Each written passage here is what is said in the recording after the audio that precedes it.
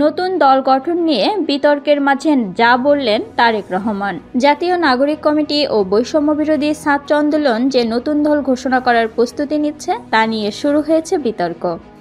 বৈষম্য বিরোধী ছাত্র আন্দোলনের অন্যতম ৩ সংগঠকের অন্তর্বর্তী সরকারের উপদেষ্টা পদে থাকা নিয়ে সরকারের নিরপেক্ষতা নিয়ে প্রশ্ন তুলেছেন বিএনপি মহাসচিব মির্জা ফখরুল ইসলাম আলমগীর ও জামায়াতে ইসলামীর আমির ডক্টর শফিকুর রহমান। তবে বিএনপির ভারপ্রাপ্ত চেয়ারম্যান তারেক রহমান নতুন দল গঠনকে স্বাগত জানিয়েছেন। আজ শনিবার রাজধানীর ইঞ্জিনিয়ার্স ইনস্টিটিউশন মিলনায়তনে আয়োজিত জাতীয় শিক্ষক দিবস ও শিক্ষক সমাবেশে ভার্চুয়ালি যুক্ত হয়ে দেয়া প্রধান অতিথির বক্তব্যে এ স্বাগত জানান তিনি। বিএনপির ভারপ্রাপ্ত চেয়ারম্যান বলেন, নতুন রাজনৈতিক দল গঠনকে স্বাগত জানায় বিএনপি। তবে কেউ রাষ্ট্রীয় পৃষ্ঠপোষকতায় দল গঠন করতে গিয়ে সরকার ও প্রশাসনের সহযোগিতা নিলে জনগণ হতাশ হবে কিংবা অন্য রাজনৈতিক দলের প্রতি তাদের আচরণ কিংবা বক্তব্য মন্তব্য যদি ঝগড়াসুলভ কিংবা প্রতিহিংসামূলক হয় সেটিও জনগণের কাছে হবে অনাকাঙ্ক্ষিত। তারেক রহমান বলেন, ছাত্রদের উচিত অন্য রাজনৈতিক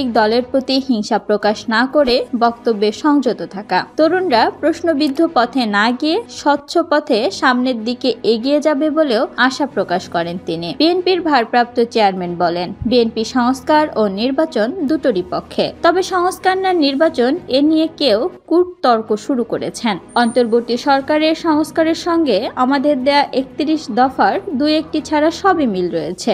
দ্রব্যমূল্যের ঊর্ধ্বগতি নিয়ে তারেক রহমান বলেন, সংস্কারের চাইতে সংসার পরিচালনা করা বেশি জরুরি হয়ে পড়েছে।